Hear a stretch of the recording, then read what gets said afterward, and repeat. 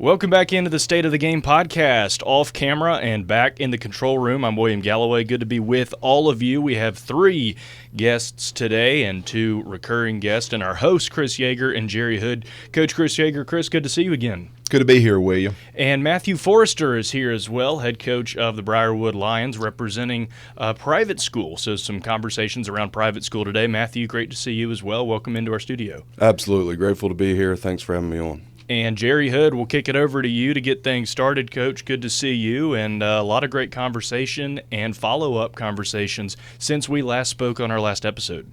Well, what a great couple of weeks it's been. I thought the last podcast certainly exceeded expectations.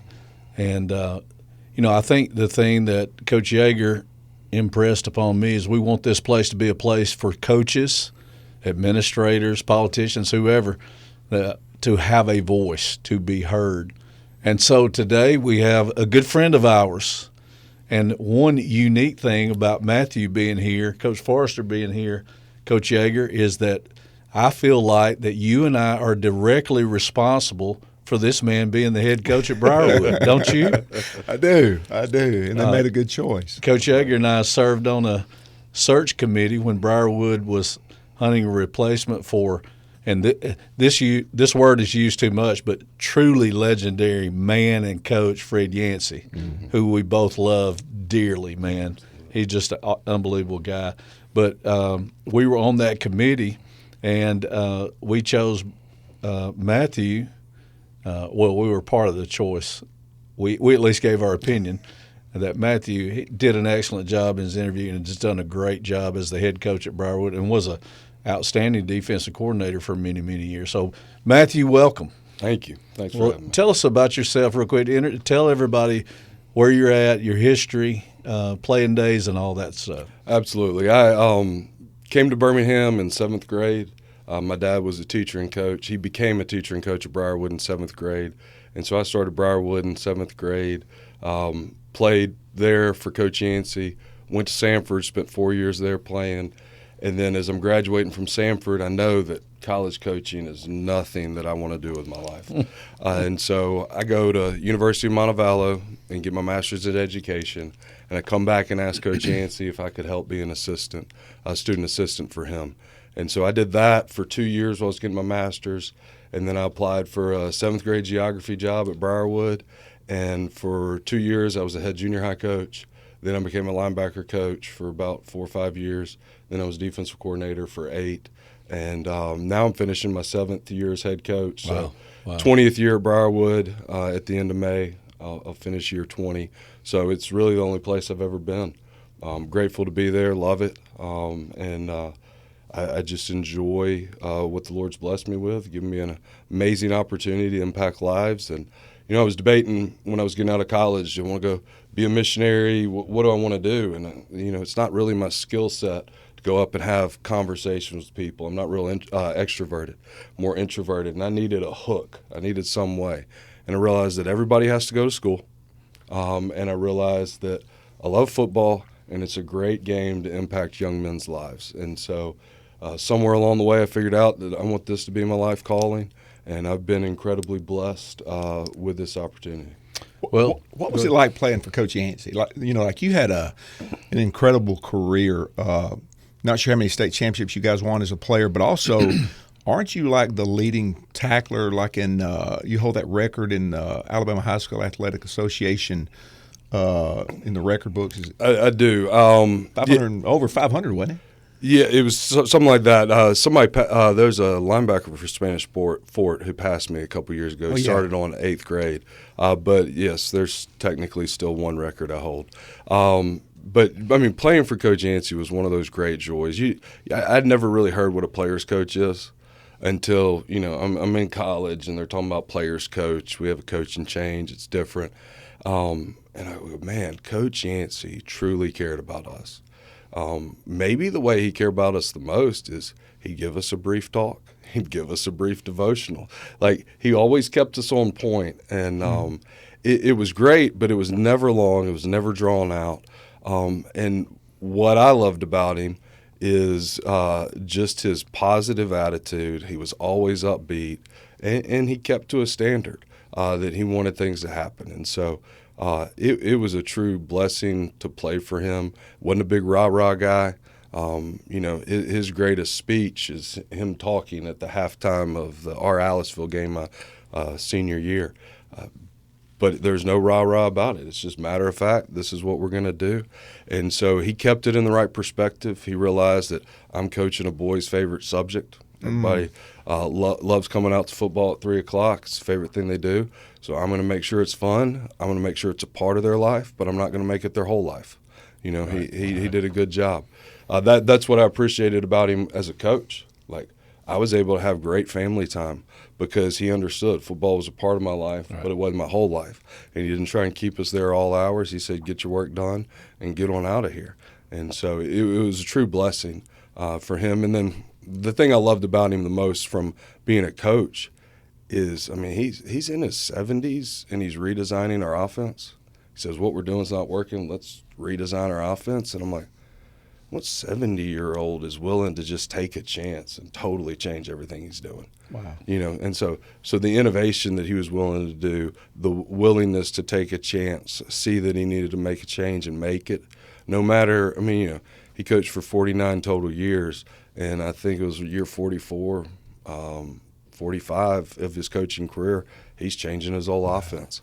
And so that was a joy to be a part of it, but it might have been the most frustrating thing I've ever done in my coaching career, because in the off season, we'd sit down, I'd stay there, and we'd talk about, hey, what if we called it this? Yeah, I like that. No, thought about it last night. I didn't like that. What if we call these plays? Let's call power, Patriot. When we go to the right, let's, New England when we go to the left. All right, like it. Comes back and they say, I slept on it. I didn't really like that. All right, coach, you're the head coach. I'll do what you want. But it was a real joy from that aspect, and that's one of the things that I try and keep prevalent for me as well, is not being so rigid that I can't change or see that changes need to happen. Wow, I'll tell you an interesting story about Coach Yancey. And I forgot, it was I think maybe the first year I retired in 2016. So the 2017 season, I was the 9th grade defensive coordinator. And it was fantastic. That man refreshed my coaching attitude and spirit.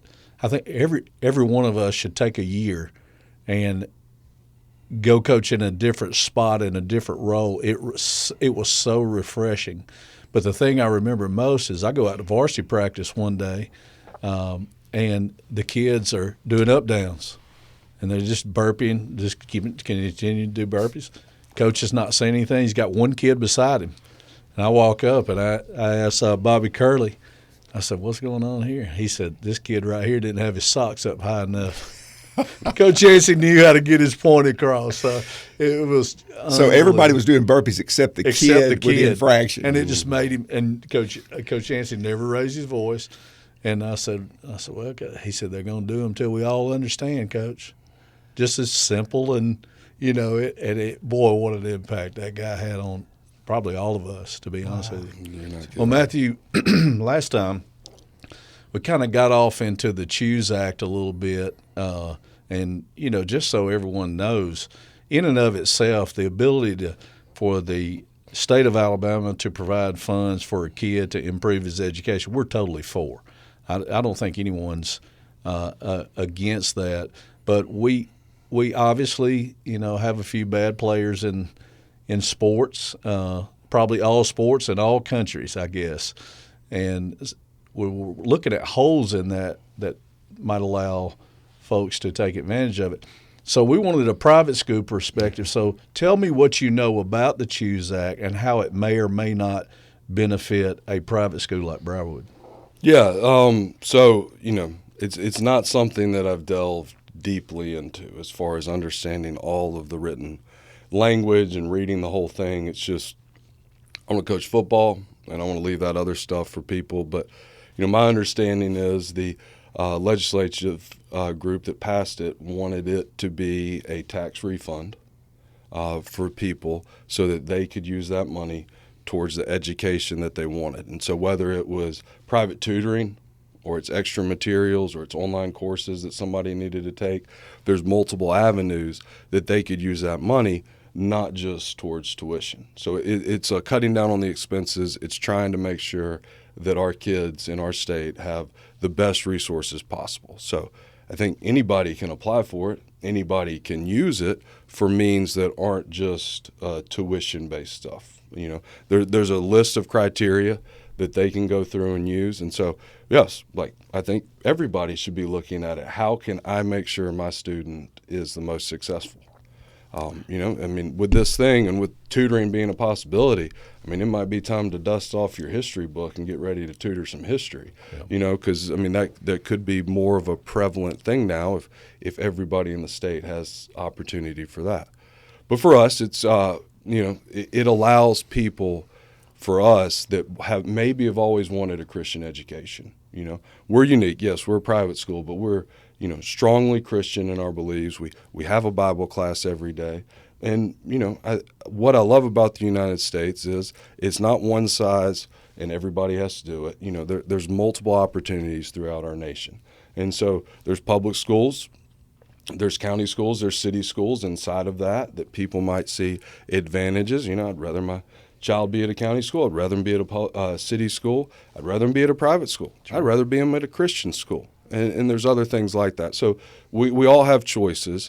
And for us, I think, you know, if it helps that family that's always dreamed of that opportunity and they've always wanted it, but they've never been able to meet the needs recommendation, you know, now this allows them to potentially go to a school that they've always wanted to because of their, whether it's religious beliefs or whether it's just what they hold dear to their heart. Maybe they're a graduate of that place, but they haven't been able to, and now you're letting families be able to get back to it. So that to me is a benefit of this. I look, you know, the question for us was like, we don't want any government ties that are going to make us do certain things. Like we want to be able to, inside the associations that we're a part of, we want to meet those requirements of the AHSAA. We want to make sure that we're a good standing member in that, but we want to be able to kind of control our educational path.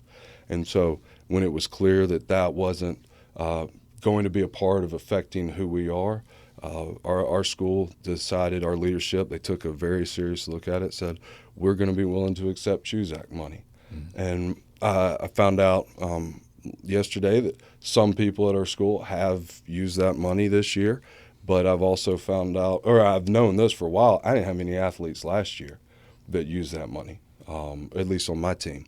And so, like, it's a very, and then again, what's the purpose of it? Is it financial aid? Is it scholarship? Is it a tax refund?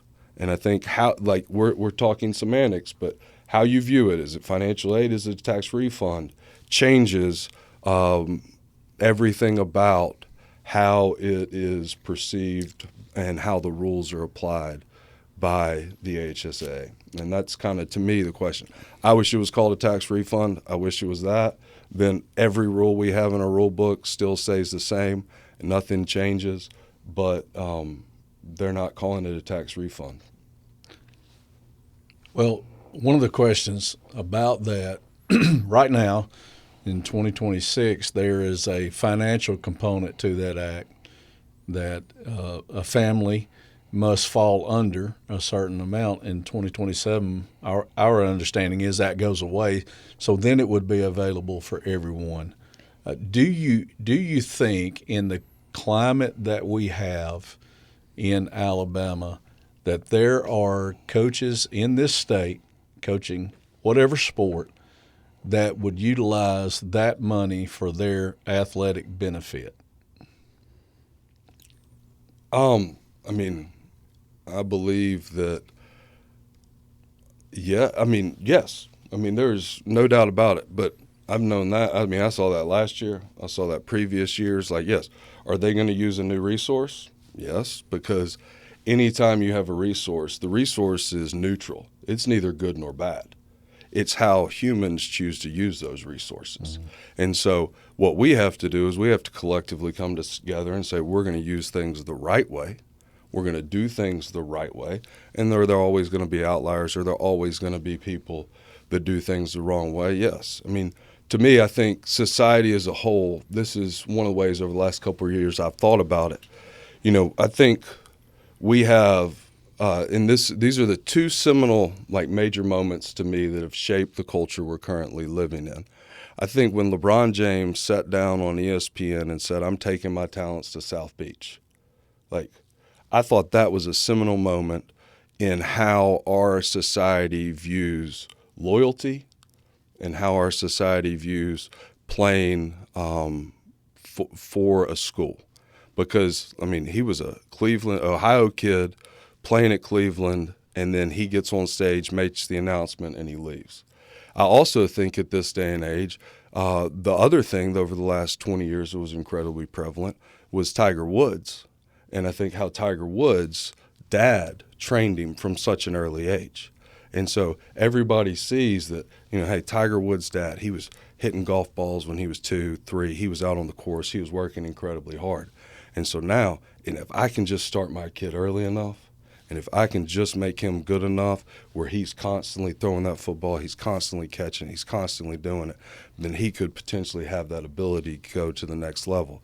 So there's a part of me that says we're living in this LeBron James ability to move freely around with Tiger Woods' parents that said, my guy can be the next one if we just start him early enough, if we just put in enough work. You're saying it's a cultural thing in our society. Yes. Much like we're seeing in college football. Yeah, I think it's I think the thing we're seeing is a cultural shift. I think there are a ton of great coaches. I think there are a ton of coaches that are doing it the right way. But there's also this mounting pressure. I mean, the other thing you've seen is, you know, I mean, a college coach doesn't even get 3 years before he's let go. Like, he doesn't even get to get his first recruiting class before he's now let go. There's pressure that'll be put on high school coaches to win. You know, for us, I mean, I use football as a game to change young men's lives. Yes, the scoreboard is important. We wouldn't have it up there if it's not. But still, it's a co-curricular activity that is supposed to instill the things the kids are learning in school. It's supposed to make them better human beings. It's supposed to push them to be the right kind of men that leads family, that leads society. And so the game is an important factor of growing these young men up. But my job is not dictated by the scoreboard what happens. Well, I think we've gotten out of whack. The thing that you know you initially talked about was if a student wants to come to Briarwood because, number one, it's faith-based. It's a faith-based decision. Okay, that was one thing that you said. Number two was, you know, that they attended Briarwood, so there's a loyalty there. You know, really there's a community aspect, which really that's what we talk about, community sports. You know, the other one would be, you know, there's going to be also situations throughout the state where it could also be an academic decision. To me, the thing that where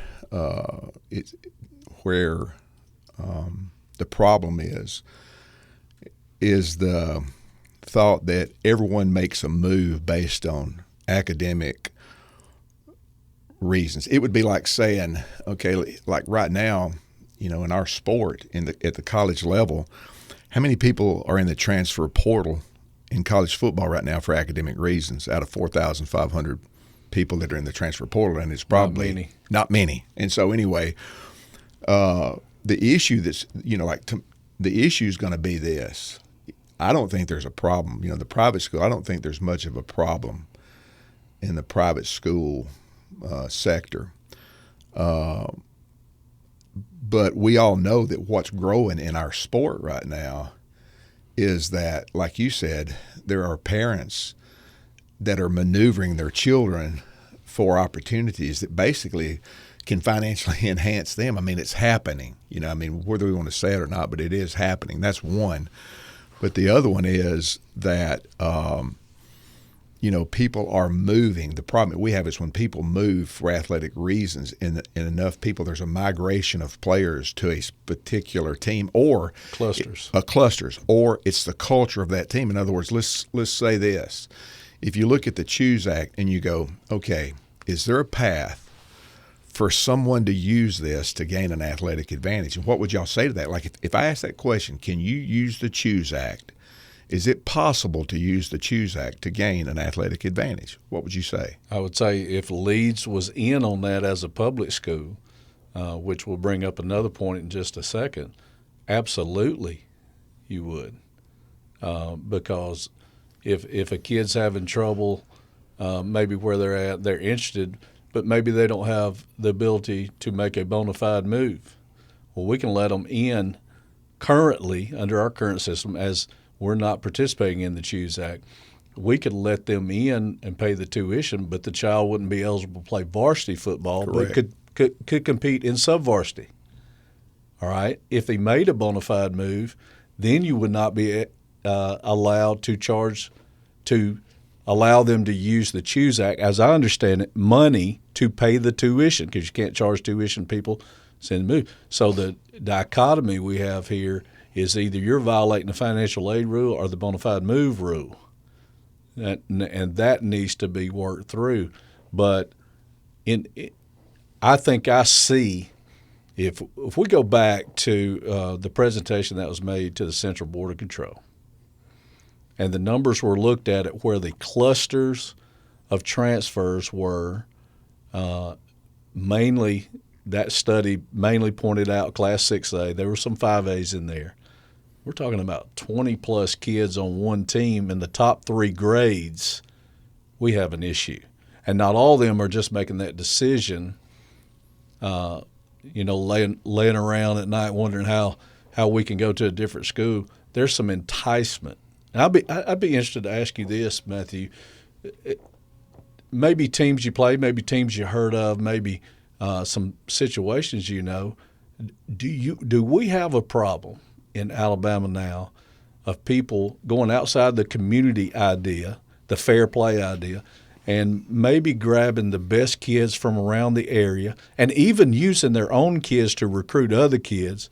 Maybe the coaches are recruiting, or maybe they have a network, a third party, making contact and maybe setting up rental places or whatever.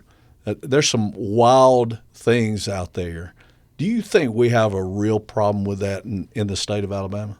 Yeah, I mean, I tell people quite frequently, we talked a couple years ago after playoffs. We both got knocked out in the second round.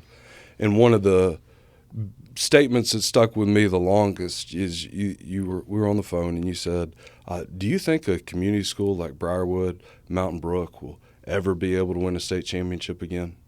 Because it was it's a real question. And I think it's one of the valid questions because, it's like I view ourselves as a community school. Like we're not doing any of this recruiting stuff. We're not going out and trying to get any players.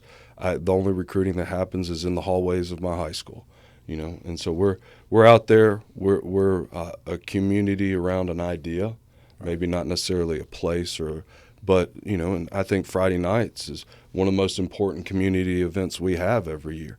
Is where our community can come together, and it's what you love about those places.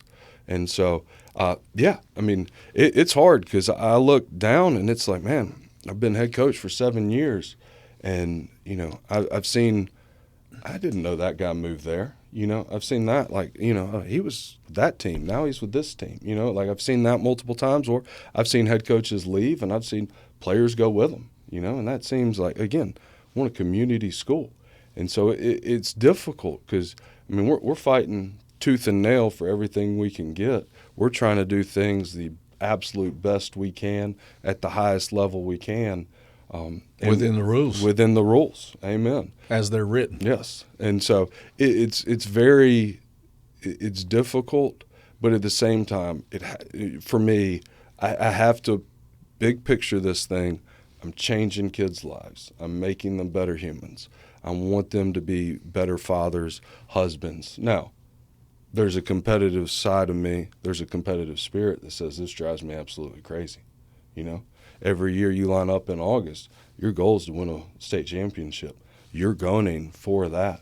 And for people to go outside the rules, to circumvent them so that they can give themselves an advantage, it is beyond frustrating. Coach Yeager said many times, you know, if we start the season and there's a good idea based on the number of transfers, again, let me just be clear, transfer is not a terrible thing. Non-compliant transfers are enticing someone to come to your school. Maybe that's a problem we have. But when you open the season each year, you if you look at the correlation between those that have a chance to actually win the state championship and the number of transfers, in some classifications, it is apparent that equals success. You agree? 100%. 100%. It's just, you know, it has repeated itself. Now, I'll say this too, and we talked about this last time. That doesn't mean that every team that wins a state championship is doing something wrong. It doesn't mean that. But what it does mean is that when we're in a time now where I think one of the biggest things that's happening now that's affecting our game, and probably not just football, but a lot of other sports. You know, we started having 7-on-7 football in the off season, you know, a few years ago. And so players from different schools, they'll get on these teams. And a lot of times these teams that are run by a third-party person, sometimes even a trainer. And the question is, you know, what if we all got together and we were on the same team? Now, everybody wants to be a part of a great team. And so it's very talented players, and they, you know, a lot of times with a lot of stars beside their name. And all of a sudden, whether it's their parents, them, whatever it is, the parents have got to go along with it. But all of a sudden they move to the same team. Well, now here's what we've done. The 7-on-7 game in football, and you've got that same element in basketball and baseball, and I guess you'd have it in soccer and a lot of sports. Volleyball, that's AAU. So here's what you're doing is you're taking an AAU element and you're introducing it into what was supposed to be designed as a community element. And so what you've got is you've got community teams, and I'm not saying that coach structured this. I'm just saying whether it happened organically or from nefarious personalities that are involved in the sport. It may not even be the coach. It may be the coach. The coach may be very involved in it, you know. You've got community teams playing AAU teams is what it's like. And if you were a coach and you were going to go take a bunch of kids from your community and go play in an AAU league, it would be tough sledding. Mm-hmm. Be tough to win. That's right. And the other thing that is disturbing to me, and I know you get these as well, you know, we'll get from time to time emails or text or phone calls that said, hey, this kid of yours is talking about going to another school. And that's on a good day where you get a chance to talk to your own kid. And sometimes I talk to mine, and they'll say, yeah, so-and-so from this school said I ought to come over with them. Peer pressure type of thing. I'm seeing more and more of that as Coach Yeager mentioned. You know, you get 7-on-7 personal training, you know, where someone may train O-line or D-line or DBs, and they have this conglomerate of people, and what relationships go out from there with certain coaches or certain programs. And, you know, I will give some folks really good credit. They're not going to openly violate that, so, you know, we got to keep our hands clean. Do you think that it has seeped in so much that now there are networks enticing kids, or is it just this guy is the greatest coach ever, I want to go play for him, this school is the greatest school ever, I want to go play for him? Do we have a problem? The presentation showed without a doubt that there is a problem with clusters of transfers. That's the problem. And our contention is, well, why wouldn't the AHSAA just go prove them right? Mm-hmm. You got any thoughts on that? Yeah, I mean, it's an incredibly fluid situation, and part of it for me is there's a little bit of different perspective I have because I haven't done this head coaching thing nearly as long as either of you have. I mean, really, I started 2019, COVID hit, and the world changed in some aspects, but that's, for me, That was a good timing for you. Yeah, it was. But I don't know a world without what you just talked about. That's true. If that's That's a great point. because COVID shut the world down and it was kind of a restart. So yeah, I had 1 year before COVID, but that almost doesn't count. So we're talking 21 to 25 is really when I've kind of come into my own. I've done this head coaching thing long enough, and so this is what you just described is the world I've grown up in. Wow. I did. I mean, this is several years ago. I had a really good player on our team, played travel ball, and find out a couple weeks before the season he's considering moving to a school to play travel baseball with his buddies that he's on. And so that was one of those, man, that's one of the best football players we've got on our team. I don't need you to leave and go play baseball with your buddies at another school. I need you here. You've been here your whole life. I need you to stay. So we had a long conversation. Hey, you need to stay. And ultimately he decided to stay, and I think he looks back on that as an amazing decision. But, I mean, that was over a decade ago that I had that conversation. Now, it wasn't about football. It was baseball was the driving factor, but he'd been on travel ball team with these guys for so long. And so, that's always been an element of this, that kids want to play with their friends. Sure. And it's been something we've had to fight. But, I mean, all the things you talked about, that is the world that I've grown up in as a head coach. I know no different. And so, I had a head coach becomes a head coach, and I see him one day, and he's walking around with a guy that has a 7-on-7 team, and he's just kind of showing him where he's at and all the things that are happening. And I'm like, that's interesting, but it's one of those things of our quarterback we had a couple years ago that was really good. He came in and he said, Coach, I want to play 7-on-7 after the basketball season ends. And, okay. I don't know how much that's going to translate to actually playing, football for Briarwood. Right. I don't know, how that, I'm not going to run the same. You might run the pass concepts, but they're not going to be the same. It's all going to be two-man behind it, so it's not going to be similar to a game. And, his dad looked at us and said, yeah, but he'd like to throw to some really good receivers. It would be fun to be able to go out there, and I get that. It makes sense. You want to play with receivers that are at your talent level and see what that's like before you head off to college. And so you don't want the first time you play with or throw with the receivers to be the first time you're in college when you're competing for a starting job. And so he did it. Great. There was never a thought that he was going to leave. And in 1 year, at the end of his career, sitting down, and I just asked him, I said, was there ever a point where you were really thought about leaving? He goes, no, Coach, I loved it here. No, I wouldn't. I'd be lying if I didn't say people told me I should leave. Yeah. People told me that I'd get recruited better if I left here. Yeah. And that's the driving force, really. If you look at it just really, really big picture, so we're really copying, a lot of our players they're copying the college culture. Why does a college player move? Well, they're looking for generational money is what they're trying to do. Well, what's happening is, a lot of our kids are being sold. This is the path to college, where that's the pot of gold at the end of the rainbow. That's the generational money, or to the NFL, whatever that is.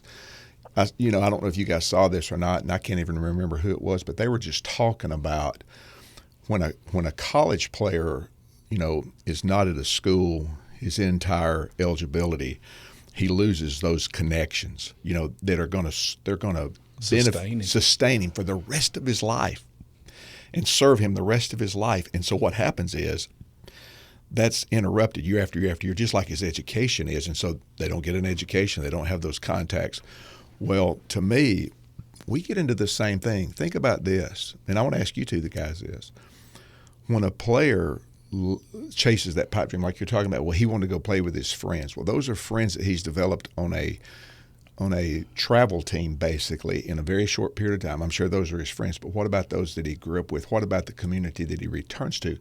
When a player leaves his community, what does he surrender? What does he give up? What does he lose, from now on? Chris, I want to jump in here on that note, because I don't know if you read up on yesterday's article on On3 as we record it. It's Wednesday, January 14th, but Chris Lowe said something about Ty Simpson, and last week a number got floated out about $6 million, and nobody said that's legit. That's $6 million is crazy, but it comes out in an investigative report from Chris Lowe that Ty Simpson said he would rather keep his loyalty, and this is a guy who was one of the Heisman favorites at the beginning of last season. He'd rather keep his loyalty and his connection to the university where he played and had his time as a backup and earned his time as a starter. And I think that's a great example for young men in our school communities and then in America and beyond, because he could have gotten double, triple, quadruple what he was getting at Alabama, but he would have cut ties and severed ties for the rest of his life with the University of Alabama for chasing a quick check. So I think that's a great example of that as well, but I want to hear from these other coaches at what that may look like at the high school level to keeping that community connection. Yeah, I will say this, obviously in 30-plus years, you see kids that transfer for athletic purposes. It used to be maybe one or two you'd hear about, but I know some dads that absolutely wanted them to go to the perceived best school to have the best chance to go to college, and they're the greatest thing ever because they were great coming up and certainly were entitled to be one of the best athletes in the world. And so there is a cultural aspect to that. My question has always been, and this is what I used to tell my team, let's see how they turn out. And I can't remember one of them that ever was like, oh, they got the pot of gold. Yeah. A lot of times they get lost. Well, when you were asking about what does that do when you grow up in a community, K through maybe 6th grade, and then 7th grade you go somewhere else, or 9th grade you go somewhere else, the psychological and emotional impact of that, what is that really? Well, I think my experience has shown that someone that's connected to a community like Briarwood, maybe they all go to Briarwood Presbyterian, or they live in the same type area, and they've been there since K1, K2, K3, and come up through the process. There is a connection that enhances the emotional stability and psychological stability of that child forever. And we all know that you can go to Briarwood Christian and go to one of the top schools in the country and play quarterback. We know that really well. You can be at Mountain Brook and play in the NFL. You can be at Leeds High School and play at a top college in the NFL. They will find you. Now, again, if you're a parent of a child, you do what you do what you feel is best.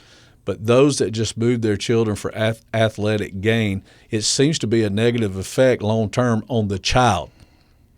So that's just what I see from years of experience. I will tell you this: before the show here, Coach Forrester and I were outside talking, and he found the hidden vault component of where your kids go to as we were. Matthew, to give you some perspective, Coach Yeager and I both sat on transfer task force, which was created because the evidence was so like, wow, we got to do something here. So we sit on that, and over a year's time, I think we've had 2 meetings, and the goal coming out of that meeting, let's accomplish one thing that will make a difference, and that was to make transfers public in Dragonfly. For instance, Matthew Forrester, 6'2", 220. Well, maybe that's what you used to play at. And then did he transfer into Briarwood? And let's just say at the beginning of his 7th grade year or later. and a T stays by that kid's name. Doesn't mean it's bad. Doesn't mean you. But the T's there for all the world to see. You got any thoughts on that? Yeah, I mean, I think, our superintendent gave a talk to our teachers recently, and he said, transparency can be a very difficult word because there's things you don't need to know. But what I'm going to provide you with is truthfulness. I'm going to be honest with you. And I think that's what, there's details that we don't need to know. Sure. There's stuff that we don't need to know. Sure. But to be honest and say, hey, I can give you this, a T by your name, to say that you've moved from one school to the other. What does it matter? I don't think that's hurting anybody's, privacy rights or anything like that. Right. And I think it's a way for us to be honest and be able to see what's happening and things like that. So I think that's a valid point. I think it should be something that we can do in our state. But I think that's a great idea. We have to take steps forward. We can talk and talk, but at some point something has to happen, and there's no easy answer to any of this. No. That's the difficult part about it. There's a whole lot of smart people that can sit in a room, and it feels in a lot of ways like, if you get 10 strength coaches together, you're going to have 11 different ways you should work out. Right. And that's part of this. There's not just a clean answer. Coach, I believe that, by having that information available, just like we do height, weight, whatever, for the world to see, would at least identify who we're playing. And perhaps there are coaches, parents, human beings around that would say, hey, I remember we grew up with that kid in middle school, and now he plays at whatever school. And then it might turn out, it's like, wait a minute, I see that kid over here frequently in the house he grew up in, but he's playing at another school. And then we got some alert bells going off. But Coach Yeager, you're right. We wouldn't even be talking about this if we would all follow the rules. And first you have to agree on the rules are there to provide order, like we talked about last time. And then it's our job as the leaders, principals, superintendents, coaches, teachers, to hold that line of this is what we will not violate. Yeah. One thing you were talking about too, Jerry, is, okay, well, what would it provide? So it would provide, let's say, a team wins the championship and, they go up there, they hoist the trophy, and everybody's all excited and stuff. And then all of a sudden, but you look on the roster, and the roster is made up of transfers. In other words, what you're saying in that situation is, look, the kids from my community are not enough for us to enjoy this moment. And it almost goes back, I don't know if you guys have heard about this, but there's a lawsuit in Mississippi where they brought in, and I think this is right, but anyway, it's multiple transfers were brought in, and one of the kids that were replaced, the dad sent out an email and said, wait, what are we doing? Our kids have been here since they were in kindergarten, and now they're replaced. Well, that kid was removed from the school. They went ahead. I think they curb stomped everybody, and now there's a suit over there because the kids that were, I don't know what the suit is, but I know they've got a lot of things going on in a lot of turmoil. A lot of turmoil going on in that school. But at the end of the day, I think one of the biggest things, I don't think the people in the media are aware. A lot of times when we sit there and we celebrate this accomplishment, what exactly are we celebrating? Because our core value, our mission statement says this, it's we use our sports to educate these kids. Well, what's the education? Okay, it's a path of growth.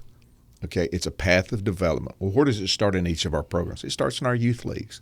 For us, it starts in the third grade, the fourth grade, the fifth grade, the sixth grade. When they get to the seventh grade, they all come together. All right. When they get to the 10th grade, now we get 3 grades together. But the bottom line is there is a path of development, and I'm not saying that along the way there's not going to be students that move. I'm not saying that. But what I am saying is what y'all are talking about with the dragonfly, is that, you know, what you're talking about with the dragonfly is that you can see, okay, it can I guess what it can do, it can put an asterisk beside the accomplishment. This is y'all won a state championship, but you did it with kids from this community and this community and this community. It wasn't your community. It was a bunch of communities, you know. So And the real question is, like he said, there's a cultural aspect to this, and where a lot of people say, yeah, why wouldn't you go get the best players? You're in competition, go do it. So your point, we're going to AAU type of thinking, and there is a real culture out there. We'd love to hear from you. We'd love to have you sit down here and tell us about this. There's a real culture that says, yeah, I mean, I don't see why wouldn't we? In Little League, you know, we had the draft. I wanted to get the best two arms on my team, even when they were, you know, 8, 9, 10 years old. So there is that thinking, but you know, we are, I think, set apart a little bit in our mission. And it used to be, we discussed this last time, it used to be all over the state you had men and women that were in this because it was a calling. Now that you know, have been a head coach now for 7 years, been highly successful, and do you see that waning a little bit? You know, that goes back to another point y'all made on the previous podcast, is the community of coaching is different than it was. You know, like that's where, like, yes, I've got great coaching friends. I've got great mentors that are coaches, but it's harder to be, it's not as frequent to be around each other and to find out what your true missions, vision, you know, like I'm going to know about somebody, we can have a conversation, I'm going to know their surfacey stuff. But like, I think, you know, I think the last podcast you were talking about going down to the film and sitting there, hey, you lose 14-13, you're going to find out somebody's soul that night. You know, you're going to find out who they really are and how they really care. And that's one of those things that's harder to do in today's world, because there's no place where you kind of come together and stuff like that. I mean, you know, so time, I think, is a big part of that. You know, we're all rushed for time, so we're constantly moving from one thing to the next, and very rarely do we just sit down and talk and hear about hopes, dreams, desires, things like that from other coaches, because we need to move from one thing to the next so consistently. And one thing I'll touch on that y'all just talked about, as far as the community aspect, 1998, Briarwood, senior year, going into it, our senior class was small. There wasn't a lot. I mean, there was numbers, but Coach Yancey's told me before, he was really excited about that junior class. He said, you know, we're going to do okay this year. Man, that next year, that's going to be the year we win it all with this junior class. And so, but I don't know that at the time. I'm just saying we're going to be the best we can possibly be. Well, that year, we go 15-0. And it's state championship game ends. It was one of those neat things. Like, we're playing 3A state championship game, and it used to be, you know, I think you do 1 and 4A, 2 and 5, 3 and 6, and you'd be on 3 nights. Right. So I think we're playing Friday night. Vestavia's playing after us that night. So we come out, we play the game, probably 3 o'clock, 4 o'clock start time, and you come out after halftime, and the stands are just packed down at Legion Field, because Vestavia people came out a little early to watch the end of our game as they're getting prepared for their game. But after that game, we win. And after the game, my memory of what happened is I cried. Nothing to do with the victory and the feeling of just pure euphoria. It was a great feeling. I was sad it was over. Like that's what it was for me. Like, this is the end. And what an amazing year that I was able to have with the guys I grew up with 3 of my closest friends in the world that we still keep in touch today. We still regularly try and get together, even though one of them's out of the state. It is like that was one of those just great moments, and it's because it was over, not because of what we had just done and accomplished, you know, because that was a community I grew up in. It's a community I loved and I cared about, and that I was so and that's like, that's what we're chasing. Like, that's what I want my boys every year. I want the season to end, and I want them to be sad it's over. Yep. Because we provided a brotherhood, a bond, a tight-knit group, and all of a sudden our mission has come to an end. Whether it ends at week 15, game 15, whether it ends in the second, third round, it's like, man, I hate that it's over. What I love about that story is, so think about this. All right, let's say that you lose in the fourth round, or let's say third round, whenever it is. Okay, it's at the end. We always see players do what? They're crying. And a lot of times, I think this, I don't think it's as much that they lost as it is, like you're saying, it's over. So here's what I'm just gaining from this right here that's profound is we're all crying for the same reason, is that there's a community within a community that we call a team. And and all of a sudden it's about to dissolve, and it will never be the same. And so really what we're fighting for is we're fighting that for that. We want to have that experience. We want to have that experience. I wish, at the end of every championship game, that the kids that win, we're fighting that they would feel that it's a feeling of that closeness, that community. But look, it's the same for all of us, whether we win it all or whether we don't even make the playoffs. When that is over with, we grieve that, because that's something special that you experience. So, a lot of times, you think if you don't make it to that game, you're missing out on something. But you just told me that you're really not missing out on anything, because you got to experience community. Been there. Been there. 2019 is my first year as head coach. One of the hardest things I've ever done. No way was I properly prepared, and I don't think you can ever be prepared to be a head coach your first year. It's crazy. It's because you probably got some bad advice for 4 months when you hired me. No, I got some great stuff. Helped change my coaching life, because I needed another perspective, and boy, did you bring a different perspective in a good way.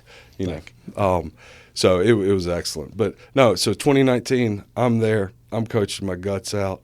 I'm running around like my hair's on fire.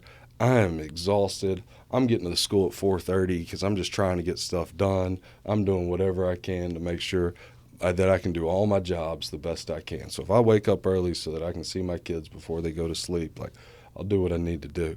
But we get to week 14, semifinals. We're playing. We're up heading into the fourth quarter. And they have a guy that can jump a little bit higher than our guy, and he makes a catch, and they go up late, and we make a push, and we don't end up winning, and we lose, and kids are crying, upset. I'm upset. It's a new feeling for me. I'd never done this before, and to have such great success the first year was just beyond my wildest expectations. Well, I wake up Saturday morning, and I'm ready to do it again. If that season, if August, first Monday in August could come again today, I would start this whole thing over again, because it was an absolute pleasure to be able to be a part of this. I'll probably do it a whole lot better, because I learned so much that first year. But I woke up I'm like, let's go. That was awesome. The other side of that coin, when I hear that, I think about the other side of the coin that we're hearing in our profession. Guys that are our age, Jerry, that are going, you know what, it's not that way anymore. Yeah, and Coach, some of them are contemplating or have gotten out. They're so frustrated with it. Yeah. Danny Horn had a great article this week we got a hold of, and he has the great ability just to speak plainly. Pretty much, there are cheaters out there, and they are doing it, and it's ruining our game. Yeah. And that was refreshing to hear, and so sad, because once you let go, and I think the overwhelming majority of coaches in the state of Alabama are phenomenal people. But if we don't at least speak up in forums like this, we're going to let it go. And what's going to take over is what always takes over, is who can get away with what to get an advantage. Yeah. It's always been that way. That's why the rules are really important. Yeah. Matthew, I want to get this perspective from you, because there's a lot of talk about the realignment of classifications in high school sports, and we're supposed to find out next Friday and seems like it has been a terribly long wait. And I used to try to have some games lined up by this time, and to be honest with you, everything's kind of still on the table because we don't know if private schools will be in or out. We keep hearing different things. Can you talk about how it would affect your school and your perspective if the private schools were taken out of the AHSAA or they were left in but had a separate championship program? You got any thoughts on that? Yeah, to me, this is one of those like monumental shifts that would change everything. You know, like again, I don't quite understand what the reasoning would be. You know, and I'll save that for a minute if y'all want to get into that. But like for me, you've got 44 private schools that play football, and so there's just 44. McGill-Toolin's the largest of us, you know, down in Mobile. Faith Academy, John Carroll, and Briarwood, with the multiplier, with the 1.35 multiplier, we all have above 500 kids at our schools. And then you get down, and the next largest school is UMS Wright, and they've got 382. And then it drastically drops from there. So you're talking about there's 4 schools above 500 with the multiplier, above 400 without the multiplier. And then, you know, UMS, St. Paul's, St. John Paul II, St. Michael's are all around that 380 to 360 when you include the multiplier. And these are all numbers based off of the last realignment because the new numbers haven't been shared with us. So these are all the previous numbers.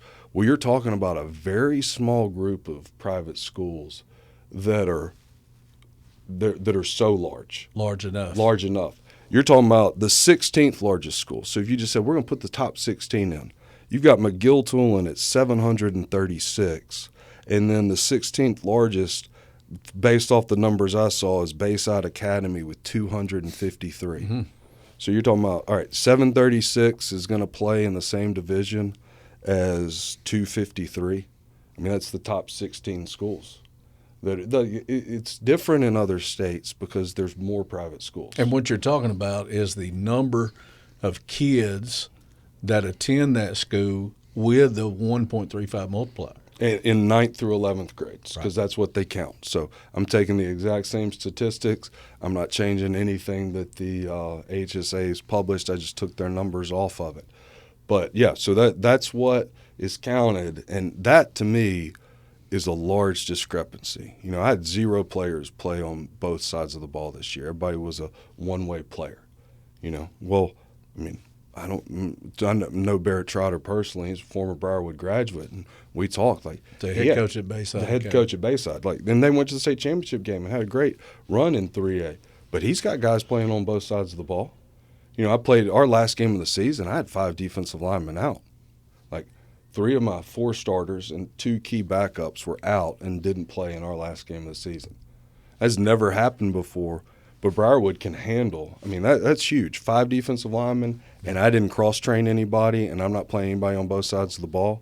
No, I think that's a credit to my defensive line coach and how well he trains them. But at the same time, like, we could handle 5 defensive linemen being out. I played 12 different defensive linemen in meaningful snaps this year, you know. So the other side of that coin is this. Okay, so it's not just what it does to the private schools, because that is alarming. Let's just let's go to the public schools. All right, we're going to go back to 6A now. Okay, so before, when we were in 6A, it was schools with 2,000 and more students playing. Unbelievable difference. Playing schools with 800, and so what you were playing was, it would be schools that had not just one-way players, but they might have 6 defensive linemen, 9 defensive linemen. And there was not a lot of difference in ability, and they were just rolling them in there down after down after down, and all of a sudden they're playing a school, and kids are playing 2 ways. And so the discrepancy is going to be true for the public school, and it's going to be true for the private school as well. Both. Well, that was the creation in 2014 of Class 7A. Mm-hmm. They took the top 32 into Class 7A. The reason I know that is because it took the school I was at, Clay Chaltville, from lower middle 6A number-wise to one of the top 2 or 3, I can't remember exactly where we were, in Class 6A. Well, to be honest with you, the more kids you have on your campus probably equals the more kids you have on your team, which probably equals a better chance to win in your classification. Throw on top of that, if a few kids show up at my school and we have a cluster of transfers, we're going to win. So that discrepancy for private schools would be really alarming. And another effect it may have on public schools, if that's just the way it is, I'm seeing reports of a Class 7A of 32, a Class 6A of 32, and they're both phenomenal bunch of schools. But I tell you, the class that comes in is like, this is tough as nails, is 5A, if that actually happens. So, but I was concerned. Number one, I heard Coach Yancey say one time, we will never remove ourselves from the AHSAA. It's the best competition. We're in this alliance together. It's traditional in Alabama. What road is ahead if that happens for you? You know, that's the part you worry about, because again, like, we feel like we've made great strides. We've got a great relationship. I think we've been in the AHSAA since 1983. You know, we've followed the rules. You know, in 2000 they wanted to institute a 1.35 multiplier. We didn't pitch fit. Said we'll do, and they institute competitive balance. 2016, I believe, is when that starts. You know, we do that. The Tebow rule, you know, that was 2016. The Tebow rule started, but a homeschool kid can't go to a private school. You know, they can go to the public school for their local, but they can't go to a private school. 2018, competitive balance. It's just like, hey, we keep getting added things on top of us. Again, I feel like we're a community school that's trying to do things the absolute right way. We're going to follow the rules. If somebody's going to make a bona fide move, we're going to go out and check. And we're going to go out and check multiple times. Right. Because we don't want to say things, and that's the standard our administrators are going to hold to. Right. You know, we're going to make sure that it happens. Now, I don't know if that's happened recently. I can't think of a time that's happened where we've had to worry about that just from one county. Yes, we've had people move in from out of the state. But when people come, they want to stay in their house, and they're choosing just a different educational path. And a lot of my best players have been here since, you know, K-5, Mother's Day out. I mean, I asked, you know, my last 3 guys that have signed scholarships, I texted them last night or yesterday, and I was like, when'd you come? Like K-5, Mother's Day out, which is before. I mean, you know, they're just life guys, you know, part of the community. And every so often in the community, you have really good years because, you know, that pool just kind of comes together and everything hits right, and you have amazing years. And that's the hard part for me for competitive balance is like, hey, we come together. We have an amazing years. You're going up, but then it's incredibly hard to get down. You know, it's incredibly hard to drop. Well, what did we do? You know, I had this nice little town. I mean, when we were in the same region, that was one of the most talented groups that I had, and we went tooth and nail with y'all every year. My favorite game I've ever coached in is the 2020 Mountain Brook game at Briarwood. I just thought that was a phenomenal game. Y'all won 17-7. Won't go into the details of that, although I feel like I could relive it tomorrow or right now. But like that was just one of those times where we had great talent that was put together. Now, you go to the championship game one of those years, the teams behind that are going to be up a level, and then you're going to have to stay there and for a long time. I mean, that's what's happening, looks like, to St. Paul. I mean, they've been in 6A since a long time, you know, and it seems that it's hard to get them out of it. And so this could be the third turn, the third 2-year period if St. Paul stays 6A. Mm-hmm. My question would be, is it frustrating, you know, like when you see, you know, the whole reason that we have an athletic association is to create a level playing field. And if you go back to 1999 when, you know, the move was first made to have, an enrollment multiplier. Dan Washburn made the statement. He said they did a study. They collected numbers.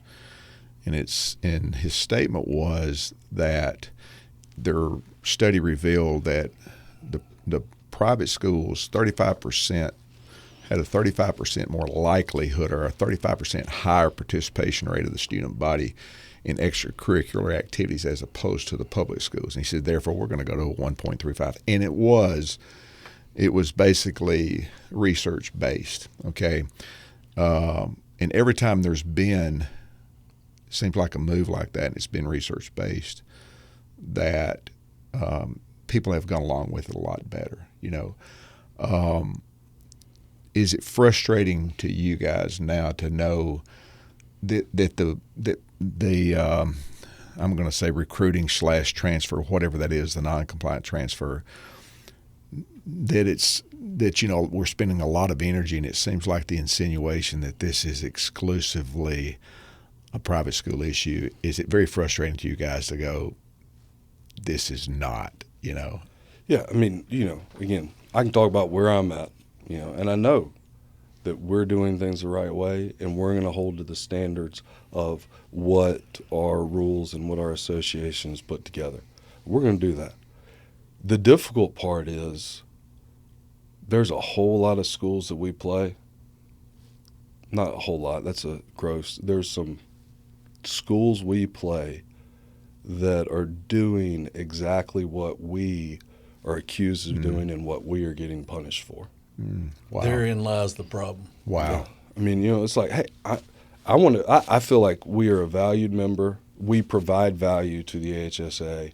We provide value to the Birmingham community in playing football. That, hey, you can play Briarwood. You know that we're going to play as hard as we can. We're going to do things the right way with great sportsmanship. We're going to bring a good gate. Those are 3 reasons that any school in Birmingham should desire to play us, and then we're helping, Yes, our parents have a different view of how they would like education and why they want education, but our kids are still from the state of Alabama, from our community, and want to play the other schools around them and want to compete for championships. We want to go out and we want to be a part of the playoffs, and that 6A run, our kids get to talk about, hey, we played Saraland when they had Ryan Williams, and we punted to him, and he returned one. What are we doing? Who was the coach that called that? Man. But I mean, those are fun memories. So when they get to college, they can sit down and they can talk about the same type stories with their guys from Mountain Brook, guys from Oak Mountain, like, hey, we played this guy. Or you meet somebody from Mobile that's a Daphne or Spanish forward, and you're like, hey, we played him too. And you have got that little bit of community because we played in the state of Alabama. I mean, high school football is king in the state of Alabama. It's a very important thing. Yeah, they celebrate Texas and they write books about it, but I'd argue per capita, I mean, it is huge here, and it's very important to here. And we desire to be a part of that and want to be a part of that with the AHSAA, and we want to play the other public schools. What are y'all? All right, so what's the answer? I mean, what are the solutions? Well, my understanding is the fact that the Choose Act has been the thing that has caused this idea that public and private might be splitting. I disagree with that, but okay. Why is this public-private split? Well, it seemed like to me, based on some conversation I had, one of them with somebody at your school, that the private schools the private schools in the AHSAA have never really been organized as a group to air their concerns to the AHSAA. And Coach Harmon, to his credit, has listened to them on 2 different occasions. And now that coincided with this bill where Coach Harmon asked for the private school support. And my understanding is the private schools have some of the same issues. Number 1, representation on the Central Board of Control. Number 2, the multiplier and competitive balance being a double whammy, and then why not competitive balance for schools that had a certain number, a median number of transfer, all these kind of things. There's a idea that, at least from what I hear, there's an idea that, okay, maybe you could have a right idea that kids would be attracted to our school because we are private and we can offer maybe some things that maybe public schools couldn't at the time. But nowadays their argument is the public schools are as fine as schools from a facility standpoint, and now it seems like that the shoe's getting on the other foot. So I think the main thing is about representation, a voice. Well, obviously, a voice is why we're here.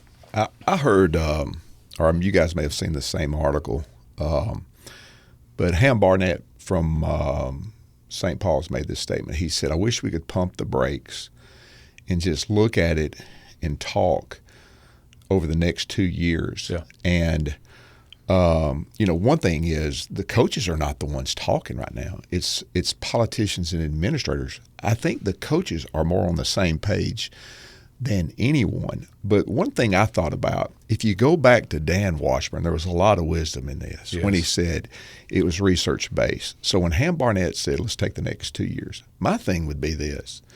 If we took the next year and we said exactly what you said, Jerry, about let's collect all this information in Dragonfly, it's going to reveal one or two things. And if we made an agreement up front, look, if we get the Dragonfly information, we say, hey, look, this is exclusively a private school problem. We're not changing a thing. Now, I don't think that's going to happen. No.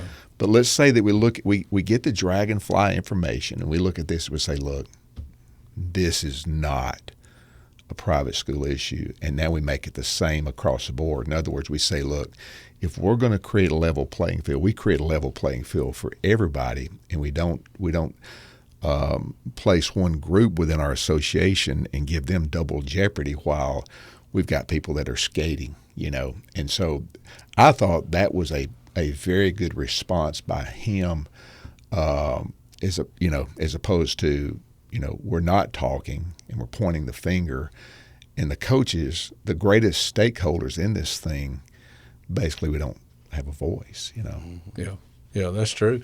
You're right. The people making the decisions, this is the whole reason for this podcast, is, giving voice to the voiceless a little bit in our little section of the world. Now, we know in comparison to world events, this is a small thing.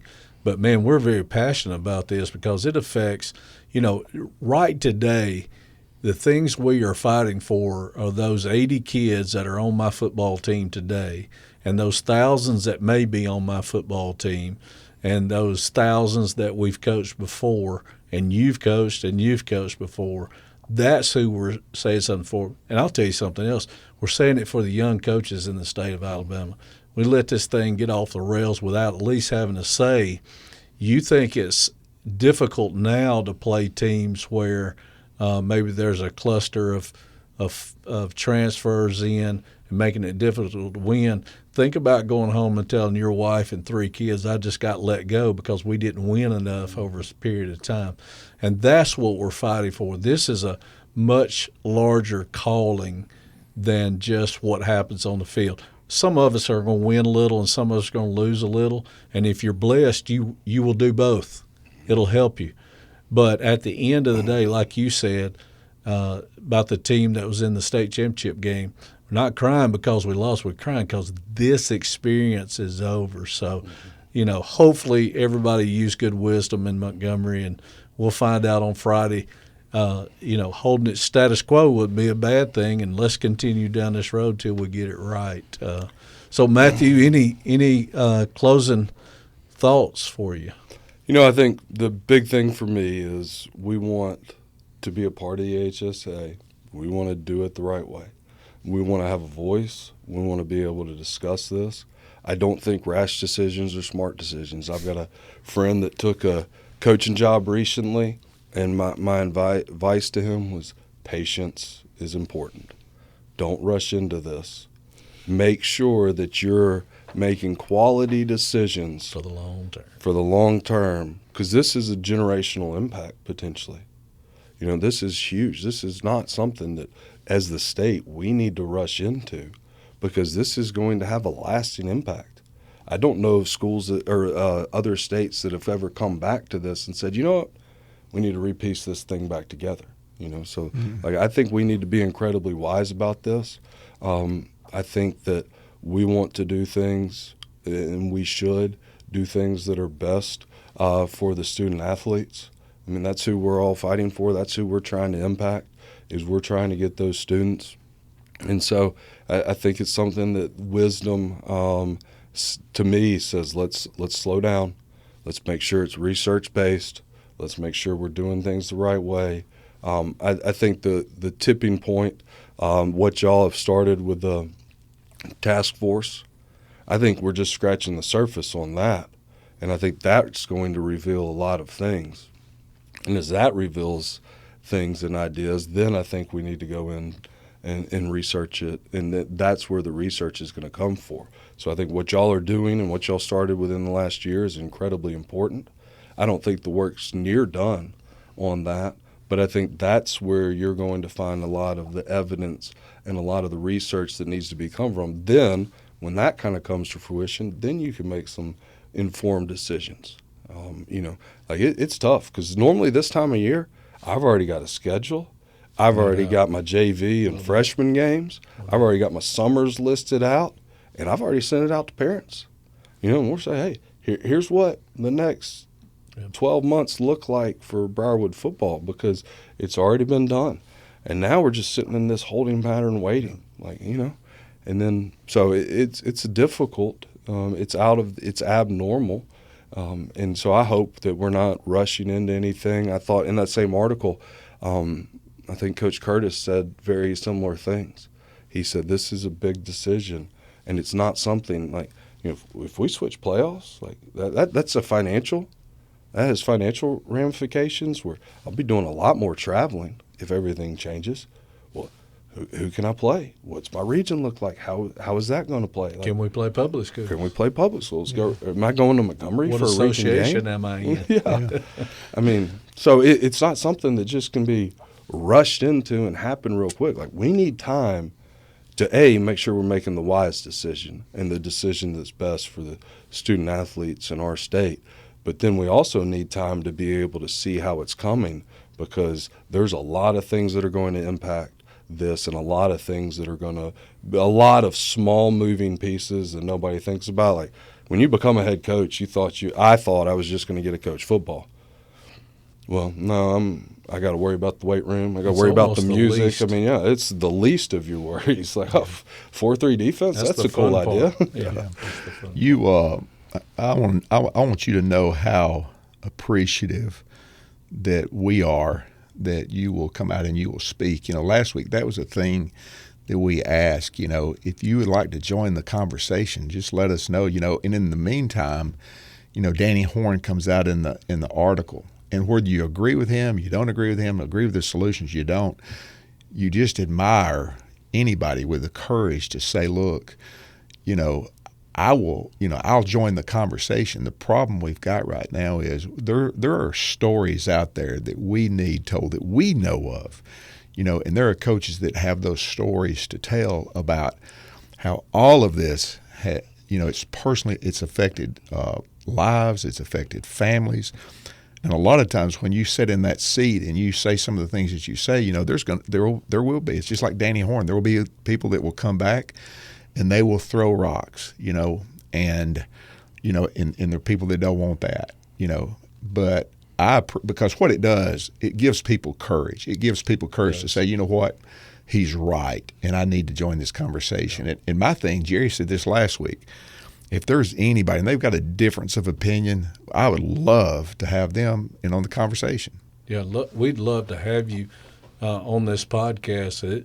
This is just two guys that decided, really not two guys, one guy decided, I will not go out of this profession without speaking up. And I tagged along with him, and so he got us here. I think we got another great friend. He's been a great friend to us for many years. Love your perspective. love what you do for kids. You got a great school there, and hopefully, like you said, there'll be some wisdom coming out Friday. Maybe it looks kind of the same, and that would give us all a little bit of comfort. Amen. Thank y'all so much for having me. I appreciate this Thank you for opportunity. being here, buddy. Thank you. All right, everybody. Thank you for checking out the State of the Game podcast. We will be back with future episodes and encourage you to check out our shorter clips as well as our first original interview where I sat down and talked with Coach Hood as well as Coach Yeager. Stay tuned for future episodes. And for now, thanks for watching. Have a great rest of your day, and we'll see you soon.